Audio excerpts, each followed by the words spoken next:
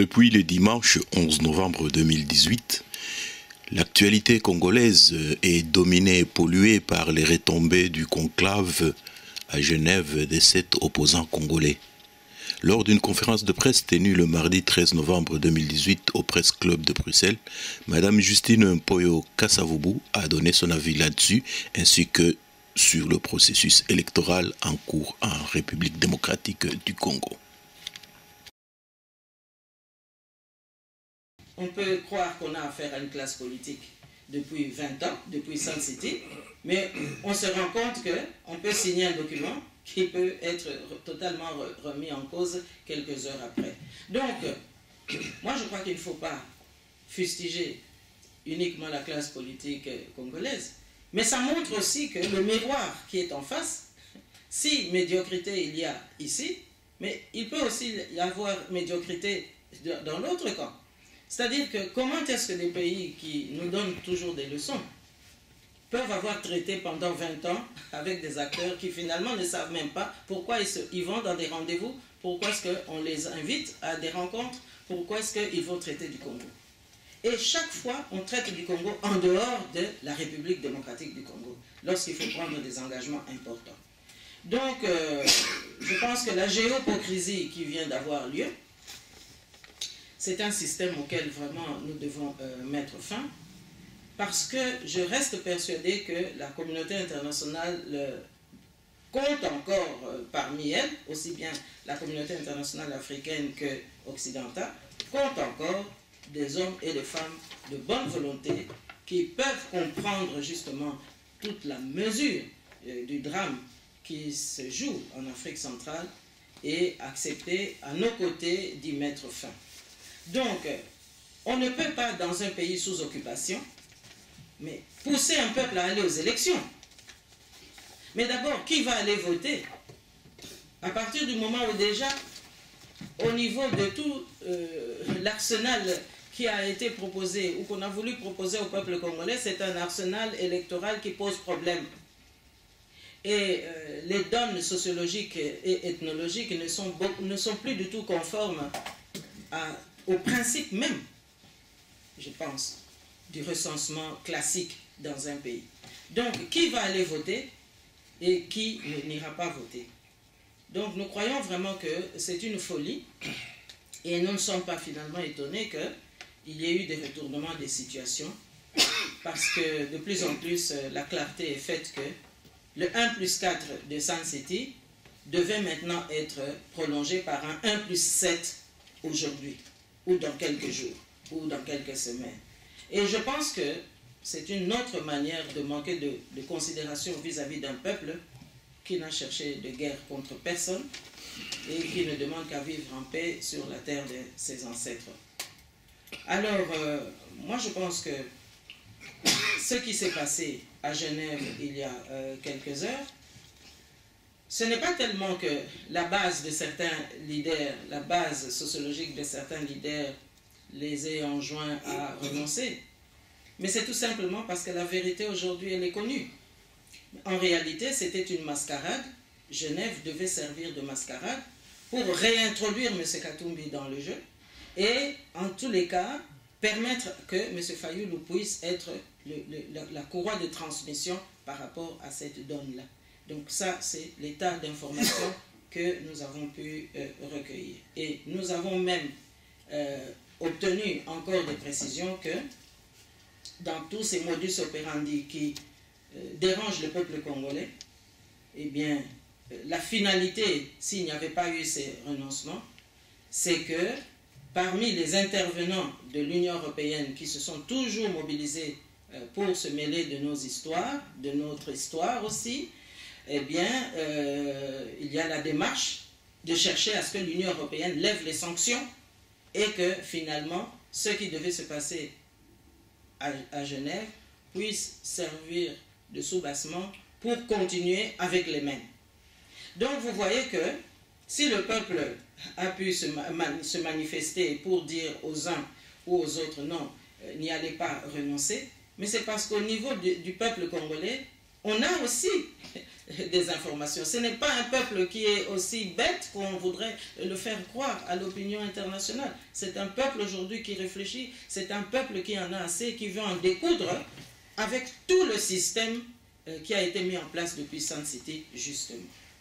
Et donc, au cas où l'hypothèse qui était là sur la table, c'était qu'une fois que ce jeu, si ça devait être entériné, eh bien, on a tellement fait les infiltrations que je viens de décrire ici, que l'Union européenne allait tout de suite dire oui, ok, ça va, on entérine. L'Union africaine, évidemment, vous savez qui est à la tête de l'Union africaine, et demain, l'OIF allait dire aussi, ah mais oui, oui, tout ça c'est bon, et on allait assister à ce qu'on a vu en 2011, ah oui, l'ordre d'arrivée ne peut pas changer, M. Tshisekedi ne pourra pas avoir la primature ou être chef d'État, etc. Et donc on allait assister de nouveau à cette même rengaine que non, les choses se sont passées, oui, il y a eu quelques irrégularités, oh oui, mais non, oui, donc on allait encore soumettre le peuple congolais à ce jeu-là. Et je vous dirais que c'est un jeu qui est destiné aussi, in fine, à donner du temps au temps, de sorte que tous les nationalistes de la génération post-Étienne Tshisekedi Lumumba puissent mourir de leur mort naturelle, et entre-temps, on aura remplacé le logiciel par tous ceux qui, subitement, grâce à une base, peuvent encore se dire, mais tiens, je renonce à ma signature parce qu'il y a une conscience des ancêtres qui est en train de s'exprimer et de nous dire, stop, il ne faut pas aller au-delà. Donc, la politique du fait accompli, c'est ce à quoi on allait assister. Et je pense que aujourd'hui, plus que jamais, la diaspora est le recours. La diaspora est le recours pour rassembler. La diaspora congolaise est la solution. La diaspora congolaise est l'option définitive et fondamentale pour que ce pays puisse se redresser. Pourquoi? Mais tout simplement parce que la diaspora n'exclut pas les partenaires. La diaspora veut une collaboration loyale. La diaspora veut un développement intégral pour ce pays qu'est la République démocratique du Congo. Et donc, nous pensons que toutes ces thèses de balkanisation, ce sont des thèses absolument dépassées. Toutes ces tentatives qui veulent imploser le Congo, je pense que nous devons combattre ces thèses-là, parce que ça ne répond pas de la sagesse, et en tous les cas, ça ne contribuera pas à la paix dans le monde. Bien au contraire, ça va encore attiser l'instabilité dans le monde. Et donc, nous disons que après tant d'expériences de lutte, je pense que le peuple congolais n'a qu'un seul souhait, et nous relayons ce souhait, nous incarnons ce souhait, c'est que le Congo puisse se redresser et que le Congo puisse être restauré, mais que le Congo aussi puisse être géré par des hommes et des femmes politiques responsables qui peuvent engager le pays, et lorsqu'ils engagent le pays, sont aussi à même de contribuer à assurer la pérennité des décisions qui sont prises. Et donc c'est là tout le sens de la souveraineté de la République démocratique du Congo, telle que définie le 30 juin 1960, lorsque cette même communauté internationale avait accepté de reconnaître que le Congo, la République démocratique du Congo, est un pays indépendant. Et donc, voilà, mes chers amis, l'essentiel de la communication que je voulais partager avec vous, en répétant et en insistant encore une fois, nous sommes un pays occupé. Et que si, selon nos témoins, et que la communauté internationale, quelque part, certains pays de la communauté internationale sont pris aux entournures, sont peut-être piégés, comme notre interlocuteur de Los Angeles nous l'a dit, ça ne doit pas être au détriment du peuple congolais. Bon, c'est Cheikh Fita pour Info en ligne des Congolais de Belgique, où j'ai lu dans la communication, donc dans le titre de la rencontre d'aujourd'hui, votre position par rapport à la situation politique de l'heure. Il y a un proverbe qui dit ce n'est pas parce que vous fermez les yeux que la montagne qui est devant vous disparaît. Parce que quand vous allez ouvrir les yeux, la montagne sera toujours là. En ce jour, il reste moins de 45 jours pour qu'il y ait des élections en République démocratique du Congo. Qu'on le veuille ou pas, il y a un processus électoral qui est en marche. Et les gens qui sont au pouvoir ont mis tous les moyens pour pouvoir, si pas les gagner, mais au moins proclamer les leurs. Notre peuple qui est au pays sera bien contraint de sortir ces jours-là, d'aller aux urnes. Et quel message vous avez par rapport à tous les 40 millions de Congolais qui se retrouveront électeurs le 23 décembre 2018 s'ils respectent le calendrier? Merci. Oui, merci beaucoup pour votre question. Vous savez, il y a un processus, mais c'est un processus qui est totalement biaisé. Et là, je crois que ce n'est pas la responsabilité du peuple congolais. Vous considérez avec moi que ce peuple a été méprisé depuis longtemps. Qui organise ces élections d'abord? Quelle est l'autorité qui organise ces élections? En réalité, nous sommes dans un non-État. Nous sommes aussi dans le non-droit. Et donc, je crois qu'aujourd'hui, nous sommes au carrefour des grandes questions de principe pour savoir avec qui nous traitons, nous qui sommes responsables, avec qui nous avons affaire.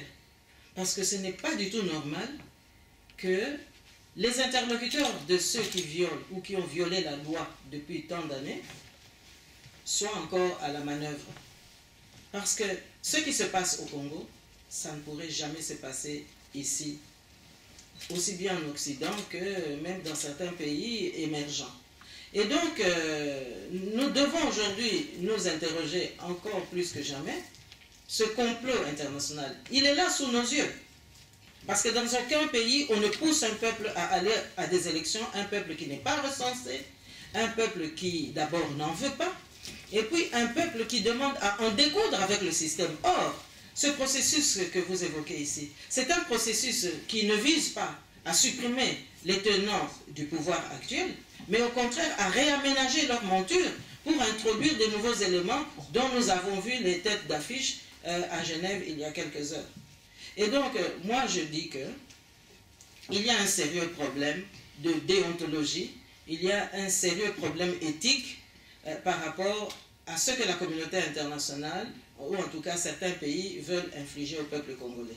Et là, nous avons le droit de nous lever, nous avons le droit de demander à notre population de se soulever, nous avons le droit de demander à notre population de se révolter, nous avons finalement le droit de demander à notre population de résister. Parce que c'est par la résistance et par le rejet de ce qui est non conforme à nos aspirations que nous pourrons justement gagner. Vous savez, en 1959-60, la situation était avec quelques nuances près, nous étions dans la même dynamique. On décourageait nos pionniers de l'indépendance. On disait, mais vous savez, la décolonisation telle qu'elle se dessine ne pourra pas vous amener à mieux. Il vaut mieux rester encore sous le colonialisme. On a dit tout ça. Et donc, ce sont les mêmes tares qui se reproduisent aujourd'hui.